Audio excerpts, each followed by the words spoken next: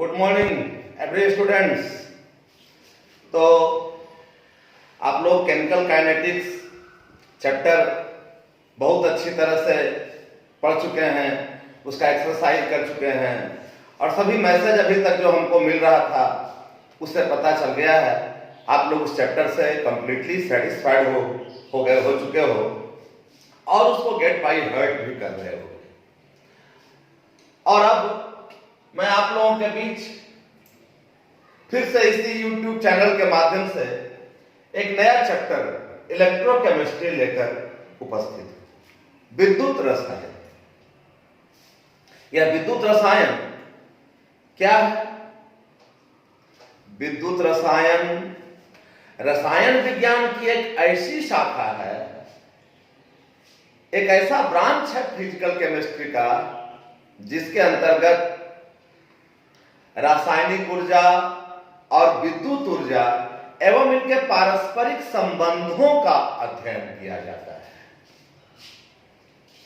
विद्युत रसायन, इलेक्ट्रोकेमिस्ट्री, भौतिक रसायन, फिजिकल केमिस्ट्री की एक ऐसी शाखा है, एक ऐसा ब्रांच है जिसके अंतर्गत रासायनिक ऊर्जा और विद्युतीय ऊर्जा एवं इनके पारस्परिक संबंधों का अध्ययन किया जाता है।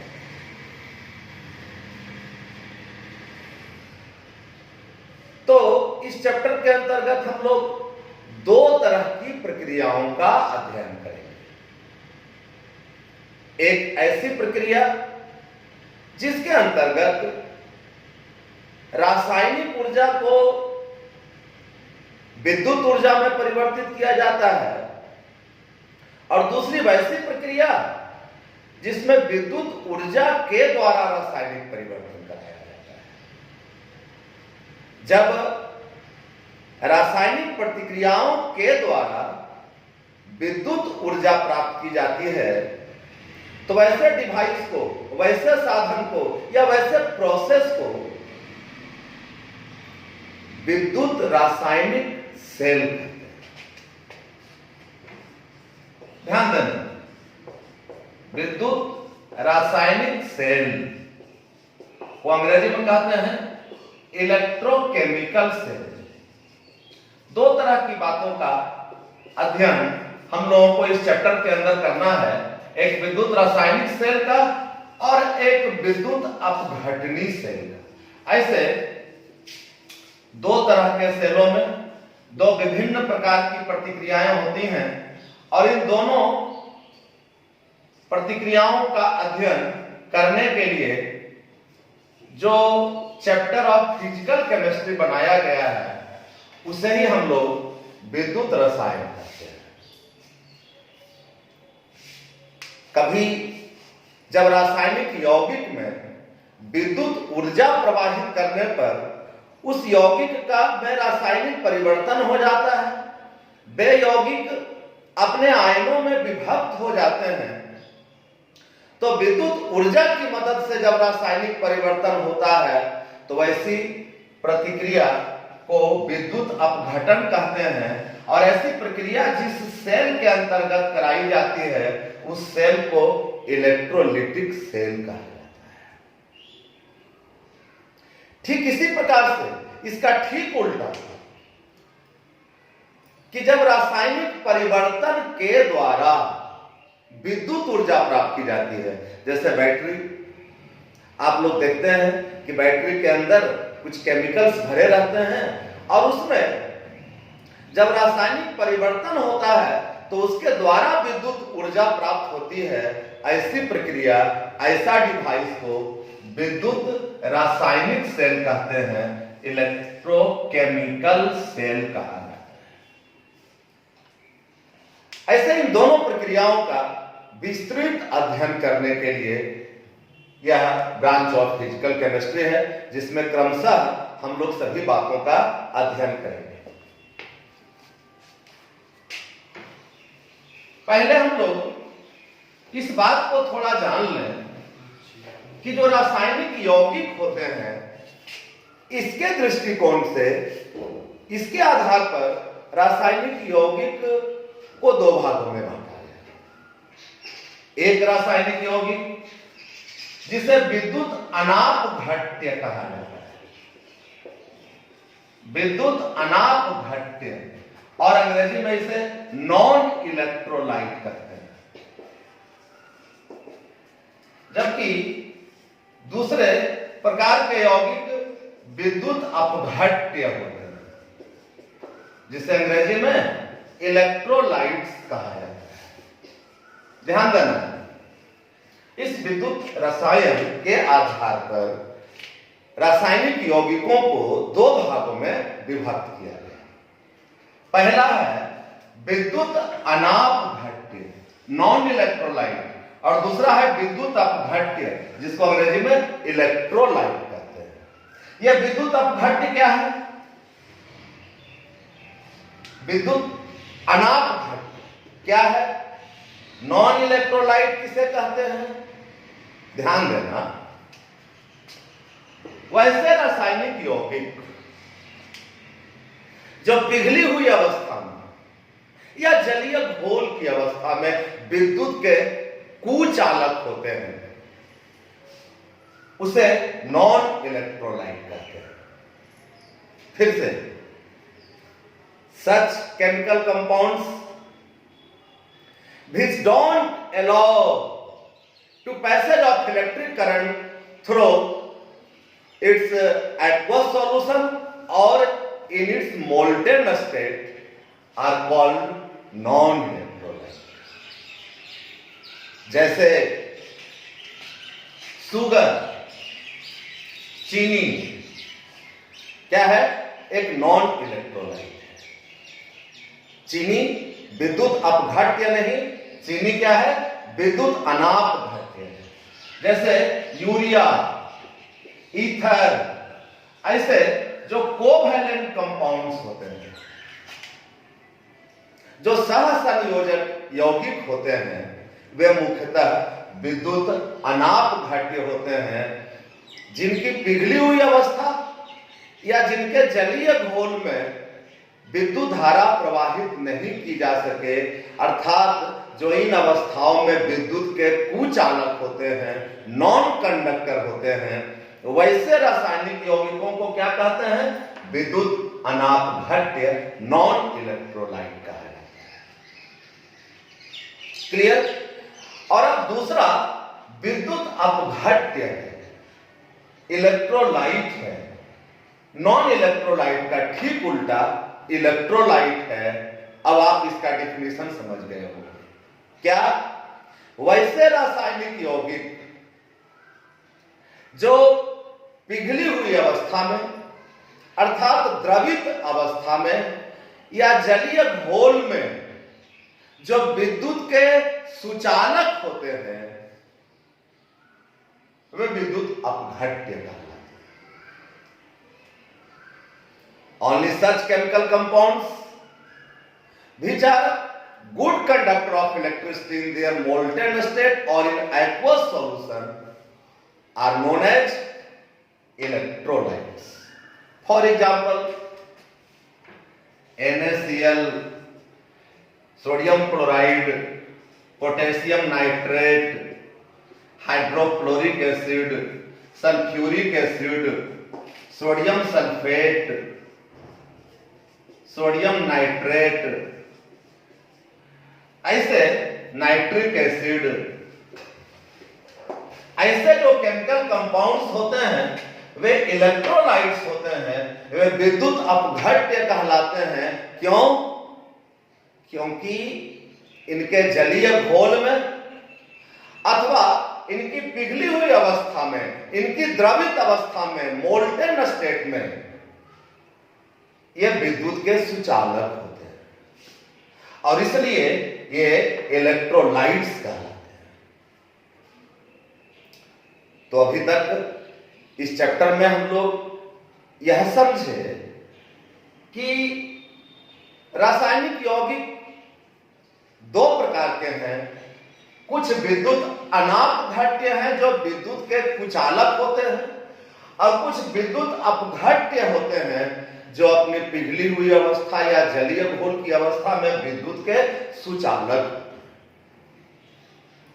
लेकिन यह जो इलेक्ट्रोलाइट्स है, यह जो विद्युत अपघट्य है, यह भी दो प्रकार के होते हैं। विद्युत अपघट्य कितने प्रकार के होते हैं? दो प्रकार के होते हैं।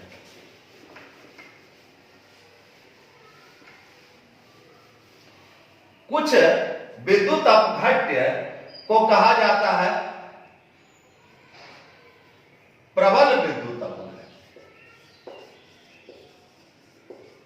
प्रबल विद्युत अपघट्य जिसे अंग्रेजी में कहते हैं स्ट्रॉन्ग इलेक्ट्रोलाइट्स।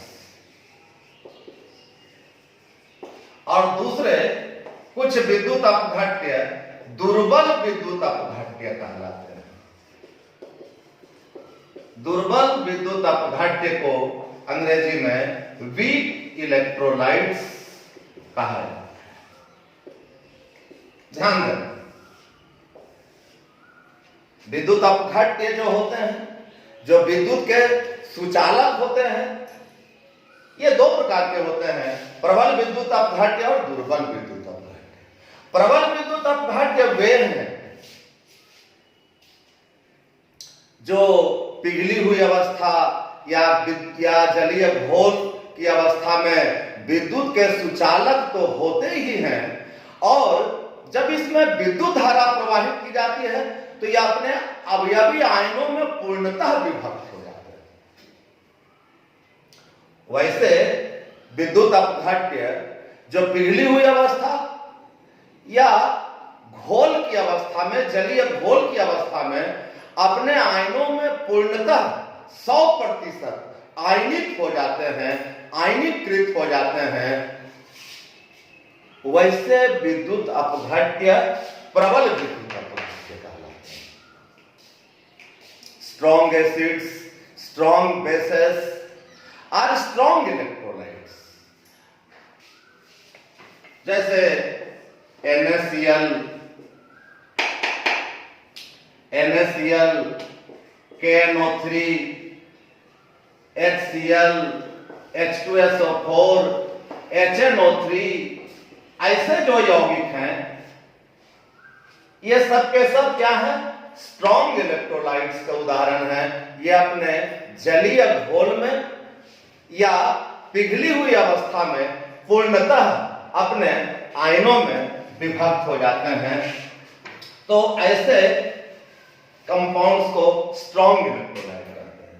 जैसे यह NaCl यदि एक्वस हो या पिघली हुई अवस्था में हो और यह पूर्णतः अपने आयनों में, जिन आयनों से मिलकर यह बने हैं, NaCl दो आयनों से मिलकर बना है, Na+ और Cl- से, यदि 100% इसका आयोनाइजेशन हो जाता है अपने अवयवी आयनों में, यह 100% डिसोसिएट हो जाते हैं। इसलिए NaCl स्ट्रॉन्ग इलेक्ट्रोलाइट के उदाहरण है। पोटेशियम नाइट्रेट ये भी एक्वस सॉल्यूशन में या मोल्टन स्टेट में 100% इनका भी आयोनाइजेशन हो जाता है या डिसोसिएशन हो जाता है इनटू देयर रिस्पेक्टिव आयंस। तो ये सब जो इलेक्ट्रोलाइट्स हैं वे सब स्ट्रॉन्ग इलेक्ट्रोलाइट्स के उदाहरण हैं। Similarly HCl, H2SO4, HNO3, these all are strong electrolytes because they get 100% dissociated or they get 100% ionized in their aqueous solution. So, ऐसे इलेक्ट्रोलाइट्स जो विद्युत, जो अपने अवयवी आयनों में पूर्णतः अपघटित हो जाते हैं, उसे प्रबल विद्युत अपघट्य कहते हैं। लेकिन कुछ दुर्बल विद्युत अपघट्य होते हैं जो विद्युत के सुचालक तो होते हैं, लेकिन जलीय घोल में वे अपने आयनों में पूर्णतः विभक्त नहीं होते, पार्शियली जो डिसोसिएट होते हैं देयर रेस्पेक्टिव आयंस, उसे ही दुर्बल विद्युत अपघट्य कहा जाता है। जैसे अमोनियम हाइड्रोक्साइड, जैसे एसिटिक एसिड, ये सब क्या है? इलेक्ट्रोलाइट्स तो हैं, लेकिन वीक इलेक्ट्रोलाइट्स हैं। क्यों? क्योंकि ये अपने पिघली हुई अवस्था या जलीय घोल की अवस्था में पूर्णतः अपघटित नहीं होते। ये आंशिक रूप से अपने आयनों में विभक्त होते हैं, इसलिए दुर्बल विद्युत अपघट्य कहलाते हैं। अमोनियम हाइड्रोक्साइड डिसोसिएट होता है अपने अवयवी आयनों में, लेकिन 100% डिसोसिएशन नहीं होता। एसिटिक एसिड भी आंशिक रूप से अपने रेस्पेक्टिव आयन एसिटेट आयन और H+ आयन में डिसोसिएट होते हैं, लेकिन 100% इनका डिसोसिएशन नहीं होता। तो ऐसे जो इलेक्ट्रोलाइट्स होते हैं उसे दुर्बल विद्युत अपघट्य कहा जाता है। तो इस तरह से जो विद्युत अपघटन होता है, यह विद्युत अपघटन क्या है, यह प्रक्रिया कैसे होती है, किसमें होती है, ऐसी बातों का अब जिक्र हम लोगों को इस चैप्टर में करना है कि यह विद्युत अपघटन क्या है। विद्युत अपघटन किसका होगा? विद्युत अपघट्य का होगा। और इसमें इस प्रक्रिया में क्या होता है कि जब विद्युत अपघट्य होते हैं तो वे अपने अवयवी आयनों में अंशतः या पूर्णतः विभक्त होते हैं, इसलिए इस प्रक्रिया को विद्युत अपघटन कहते हैं। लेकिन यह क्या है, यह प्रक्रिया कैसे कराई जाती है, किस विधि से कराई जाती है, इससे संबंधित कुछ नियम है, इन सारी बातों का जिक्र अब हम लोग आपके अगले लेक्चर में करेंगे। आज यहीं तक इस चैप्टर को विराम देते हैं, फिर मन से इस चैप्टर को पढ़ना शुरू कर दीजिएगा। बस इसी के साथ आप लोगों से फिर कहना है, घर में रहो, सुरक्षित रहो, खूब मन लगाकर पढ़ाई करते रहो। Thank you very much.